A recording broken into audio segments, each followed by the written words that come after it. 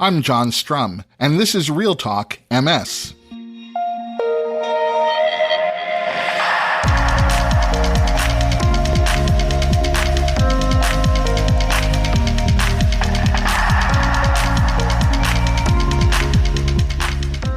It's July 12th, and we have a lot to talk about. As a rule, and for so many reasons, children are truly remarkable. For better or worse, they have the ability to soak up everything around them. They rarely miss much, and that can include a parent who's living with MS. The truth is, when it comes to kids, efforts at covering up MS symptoms probably aren't as successful as you may think they are. And because kids don't have an understanding of neurological conditions, they use their imaginations to fill in the blanks. And that can very quickly take them down a rabbit hole that's far scarier than the reality of living with MS. So when do you talk with your kids about MS? And what do you say?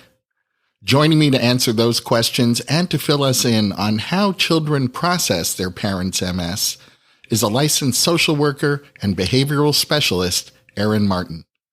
But before we get to my conversation with Erin, there are a few other things that you should know about.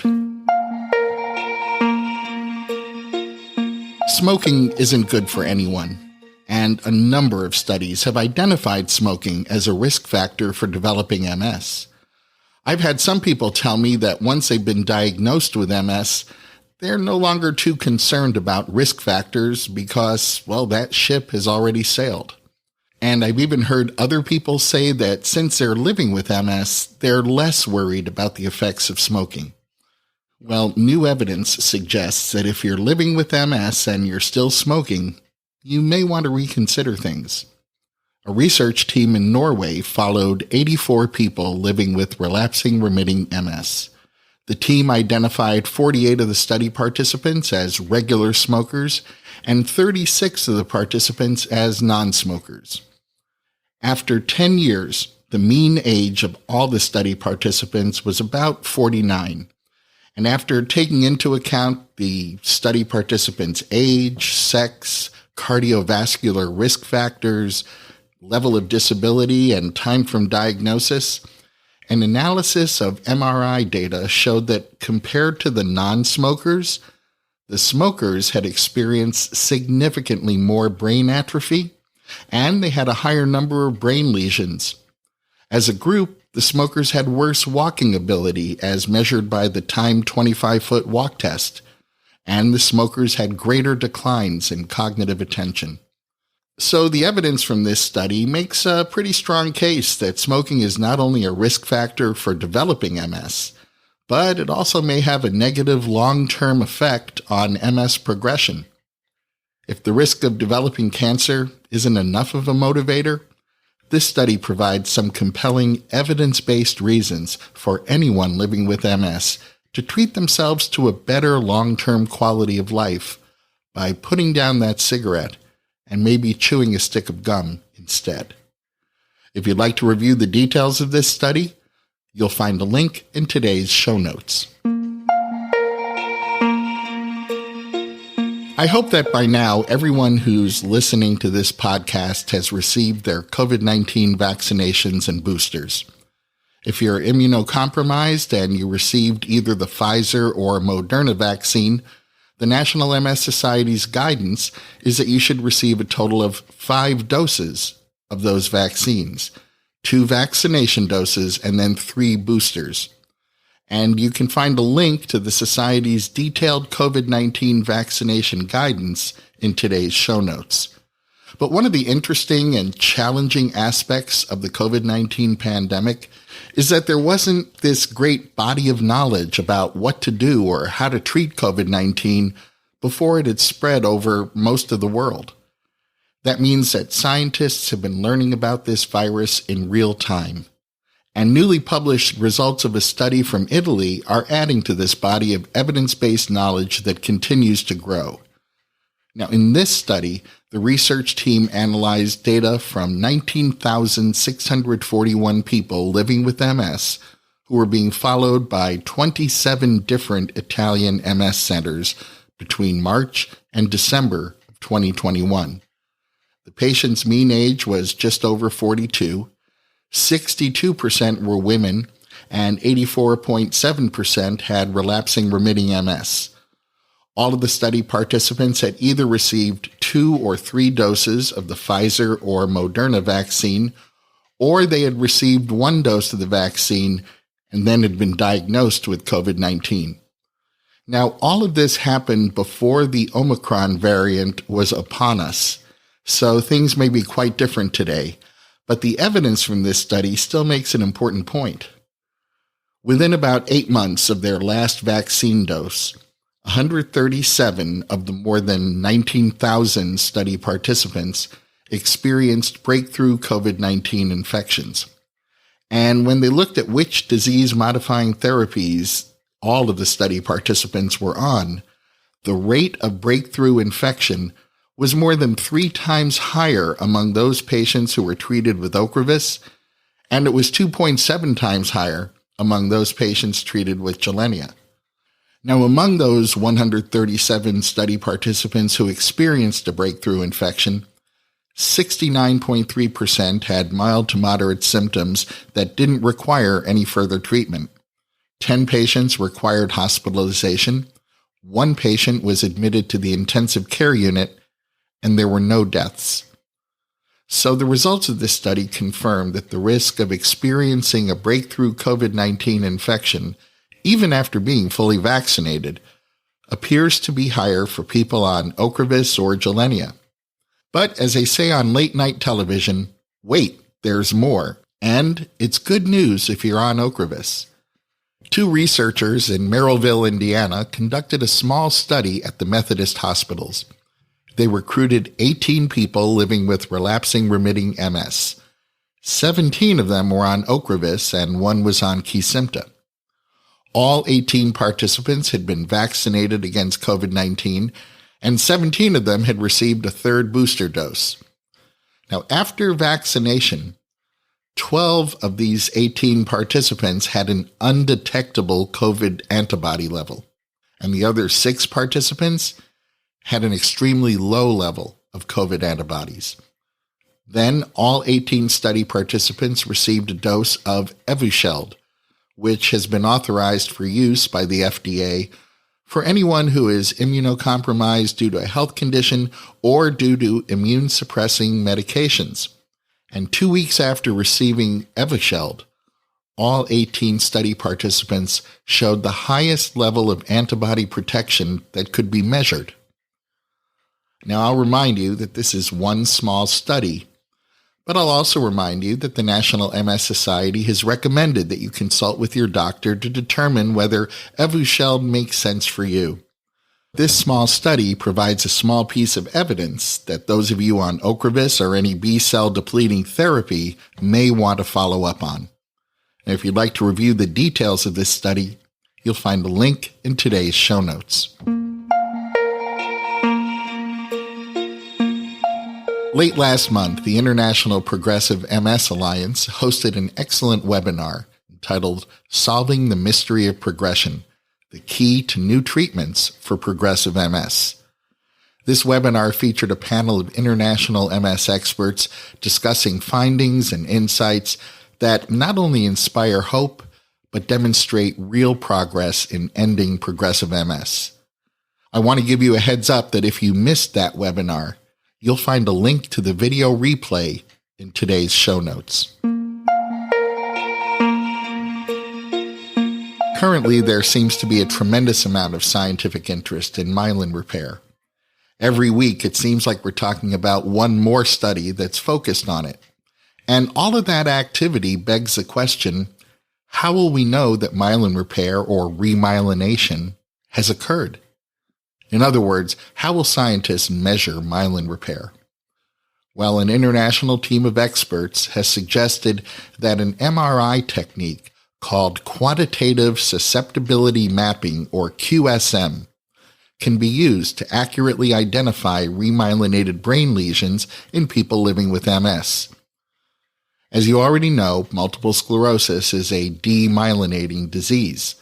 The myelin sheath that surrounds nerve fibers in the central nervous system is progressively damaged. That leads to what you can think of as faulty communications in our central nervous system, and that damage leads to MS symptoms and disability. Myelin repair means restoring the physical function that's been lost to MS, and remyelinated lesions are those lesions in the myelin sheath that have been repaired. So without taking too deep of a dive, QSM is an MRI technique that's sensitive to iron accumulation and myelin content in the brain. And to determine whether this technique could be used to identify various types of MS lesions, including lesions representing myelin repair, an international team of scientists analyzed MRI data for just over 1,600 lesions in 115 people living with MS. 76 were living with active relapsing remitting MS, and 39 were living with inactive progressive MS. The scientists also analyzed MRI data from 76 people without MS, and the team measured myelin content, myelin density, and nerve fiber content. A detailed analysis of the images and measurements provided evidence that QSM could effectively distinguish chronic MS lesions in a clinical setting. Importantly, the study concluded that QSM could provide highly sensitive and specific biomarkers of completed remyelination. And so now, an evidence-based method of measuring myelin repair appears to be within reach. If you'd like to review the details of this work, you'll find a link in today's show notes. Estrogens are a group of female hormones that have been shown to have neuroprotective properties. Estriol is an estrogen produced during a woman's pregnancy, and it's been well documented that during pregnancy, MS disease activity is dramatically reduced. So a research team at UCLA analyzed blood samples that were taken during a 2-year phase 2 clinical trial involving 158 women with relapsing remitting MS. And their analysis showed that a combination of estriol and Copaxone, one of the oldest MS disease-modifying medications, significantly reduced the levels of neurofilament light chain in the blood. And this reduction in neurofilament light chain levels was associated with reduced brain lesion volume. As a refresher, neurofilament light chain is a protein that's released when nerve damage occurs in the central nervous system. And as we've discussed in previous podcast episodes, there's considerable scientific interest in determining whether neurofilament light chain levels can serve as a biomarker for MS progression before MS symptoms are even identified. This study demonstrated that women who were not pregnant were able to experience that same neuroprotection by the combination of estriol and Copaxone, while it underscored the validity of neurofilament light chain as a reliable biomarker in MS. I'm hopeful that we'll see further exploration of the role of estriol in mitigating MS symptoms and disease activity. And if you'd like to review the details of this study, you'll find a link in today's show notes. Children see everything, even and maybe especially the things we adults try to hide. But they don't always understand everything they see. And when that happens, they just let their imaginations fill in the blanks. And those imaginations can come up with some pretty frightening scenarios. That's why if you're living with MS, it's important to talk to your children about it. And in a moment, my guest Erin Martin will join us to talk about talking about MS with your child. MS doesn't just affect individuals. It affects families. And children in particular can have a hard time understanding what it means when a parent has MS and observing the challenges that parent may experience. Joining me to share some tips and insights on how parents can speak to their children about MS is Erin Martin, a licensed social worker and director of engagement and programming at Withall. Erin is also a youth camp counselor and behavioral specialist, and she recently launched Caregiver Collaborative, an organization that supports non-traditional and underrepresented caregivers with a focus on young people. Welcome to the podcast, Erin. Thank you for having me. Whether we grown-ups like to acknowledge it or not, children see everything. And when they don't have any information to explain the changes they see and sense going on around them, they use their imaginations to fill in the blanks. And I think as we all learn, the things they imagine are far worse than reality. I'm pretty sure that last part is true for adults as well. But tell me, why is it important for parents to talk to their children about MS? Yeah, I think you hit the nail on the head. When we don't talk to kids about what's going on around them, they start to make up their own story and they fill in the blanks with information. And oftentimes it's a lot scarier or a lot worse than it really is. This is particularly true for young kids. I think they see things happening around them and they start to make those connections to their own life. And they might start to think like, gosh, should I cause my parent to have MS? Or are these symptoms my fault? And so I think the best thing we can do is really provide kids accurate and age-appropriate information that will really help to clear up that confusion and really help reassure them. And we can more easily help them alleviate those feelings that they might have of guilt or shame or confusion. And I know that this can be really scary and intimidating for adults to talk to kids about this, but I think it's really important to have those conversations early and often as they get older. And with a little practice, we can feel less scared and more confident in those conversations, and kids will feel more informed and more comfortable coming to you when they're feeling scared or worried or overwhelmed. You just mentioned that we should be sharing accurate and age-appropriate information with children. So what's the right age to begin having these conversations with your child? How old should your child be? I think that there is no right age. I think as soon as we know, and we've had some time as adults to process that information ourselves, we can start sharing information with kids really at, as young as soon as they're kind of ready to talk and can be having conversations with us. But I think the amount of information and the depth of information that we provide kids will really vary based on their age and their maturity level and kind of their readiness to handle that information. But even really young kids, I was about 3 when my dad was diagnosed, and my parents started kind of dripping information to us pretty much right away. And so I think you can really start young, helping kids to develop that kind of basic understanding of what's going on. Kids tend to have 2 very common worries. Is mommy or daddy going to die? And can I catch this, or will I inherit what they have? How should parents address those kinds of questions? Yeah, I think, it can be really heartbreaking and really tough to hear kids ask these questions.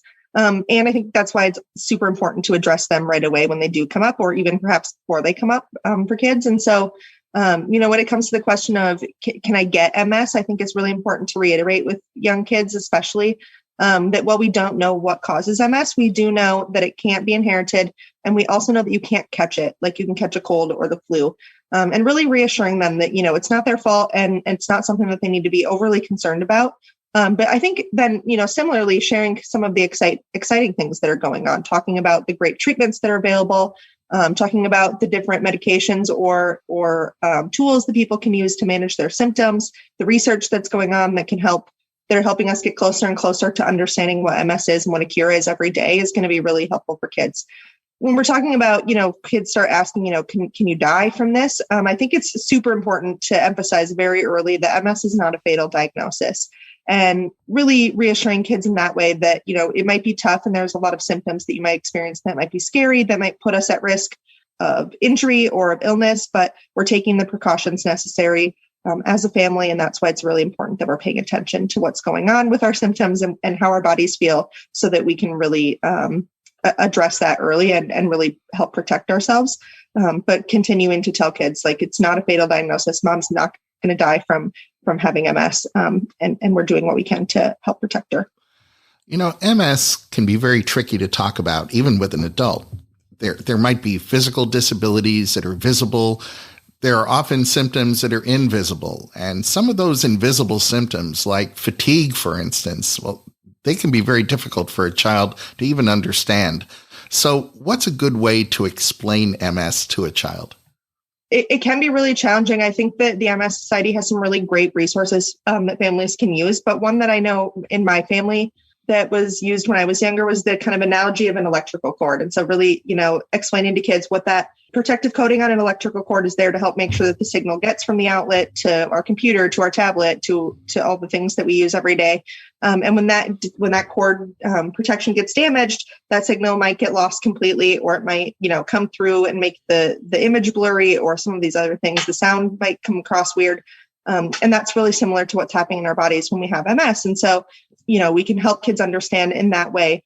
But just remembering whatever information we do decide to provide for kids, again, it should be accurate, it should be age appropriate, and we can take their lead. So as kids start to ask more questions, we can provide more information. We can direct them to some new resources and start to bring that information in for kids.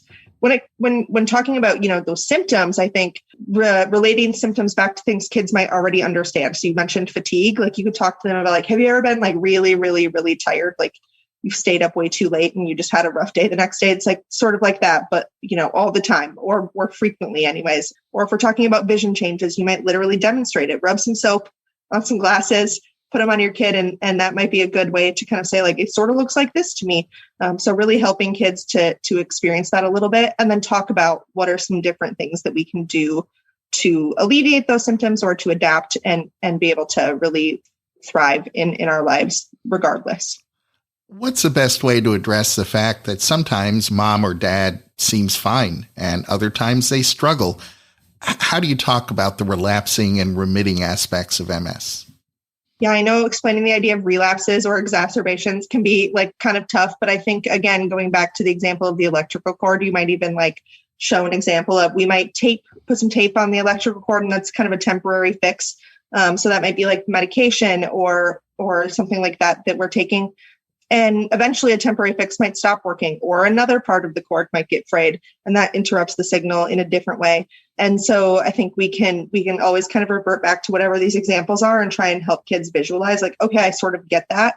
And then I think having kind of open conversations about, sometimes my symptoms get worse when I'm fatigued, or when I'm in extreme heat, or when I'm really stressed out. And so that's why it's really important that I'm well rested, or I'm, eating right, or taking care of my body in these different ways, can really help kids to understand why we're doing some of the things we're doing to try and have some sense of control over a seemingly unpredictable disease. What's the best way to normalize physical disability for children? If one parent has visible gait issues or uses a mobility aid, kids can feel embarrassed being out in public with them. What's the best way to address that? Yeah, I think having open conversations with kids is really normal for them to feel like, my friends' parents don't have to go through this, so why should I have to go through it?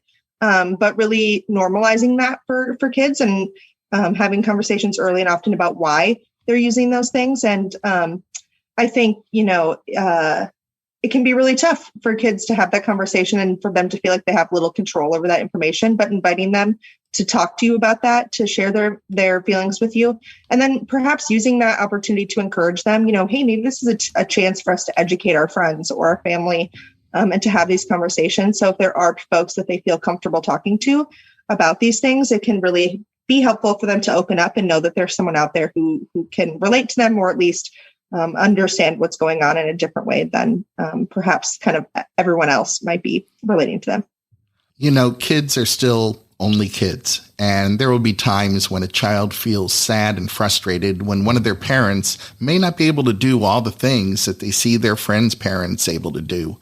What should that conversation be like? I totally understand this. As a kid, this was something, I was an athlete. My dad couldn't make it to all of my activities. And I know that it can be really, really sad. It can be frustrating. And so I think it's important to have a conversation kind of early about this and to come up with a plan together. So if a young person's feeling this way, I would always encourage them, hey, talk to your parents about this. If you're a parent and you're noticing like, I'm just not making it to everything, open the door to have that conversation and then come up with a plan together. So I think the really great thing that's come out of especially the last few years is the opportunity that we can make a lot of really creative adaptations. So can we live stream things? Can we record them to share later and watch them back together as a family, finding, creative ways? Are there adaptive equipment that we can use to try to get out to some of these things, or different ways that we could be doing, still trying to show up when we can, when we're feeling well?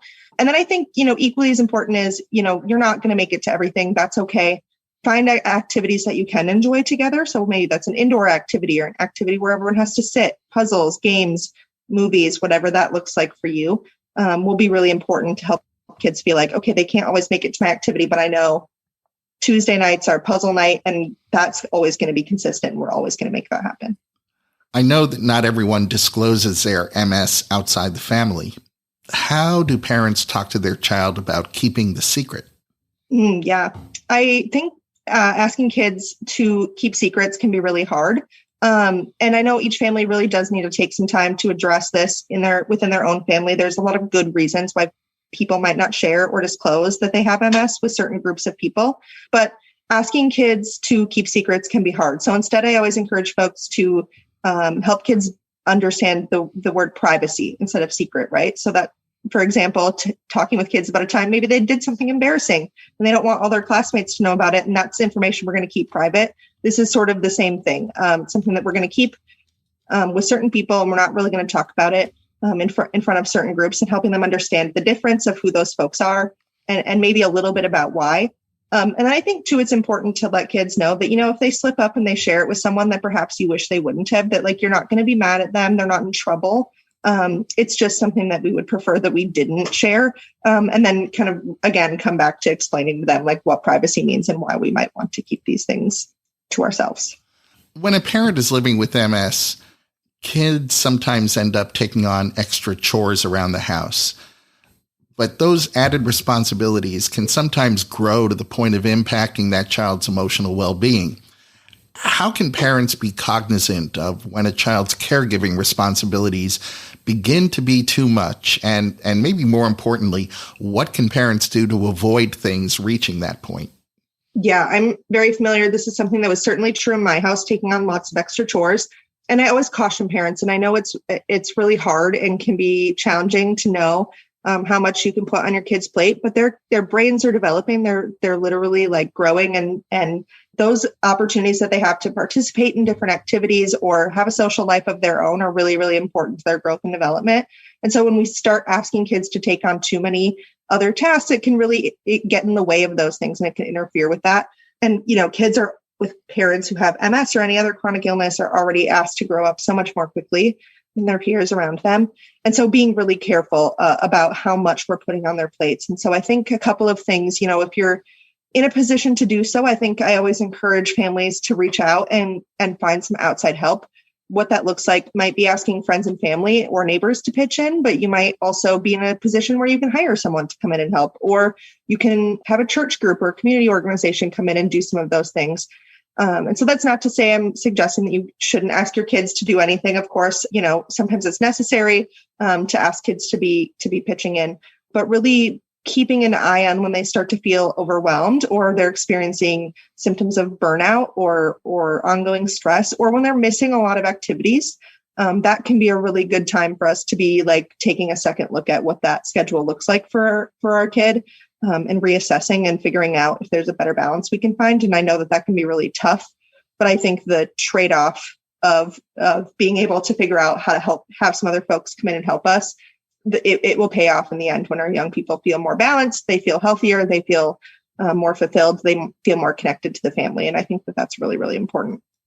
Erin Martin, thank you for sharing a lot of important information about a subject that every family affected by MS faces, but it's a subject that doesn't get talked about nearly enough. So thanks for talking about it with me today. Absolutely. Thank you so much for having me. That's going to wrap up this episode of Real Talk MS. Real Talk MS is powered by the National MS Society. And you can share this episode of the podcast by letting your friends or family members know that all they have to do is point their web browser at realtalkms.com/254. You'll find that link in today's show notes so you can easily copy and paste it right into an email or a text. And if you have a minute, I hope you'll visit the Apple App Store or the Google Play Store and download the free Real Talk MS app for your iOS or Android smartphone or tablet. It's the best way for us to stay connected. The app will automatically download the latest episode of Real Talk MS. You'll be able to access any of our past episodes. You'll be able to save your favorite episodes. and it's a great way for me to share bonus content with you. The app is free, so I hope you'll download it today. I'm John Strum. Thanks for listening. Stay safe and make healthy choices.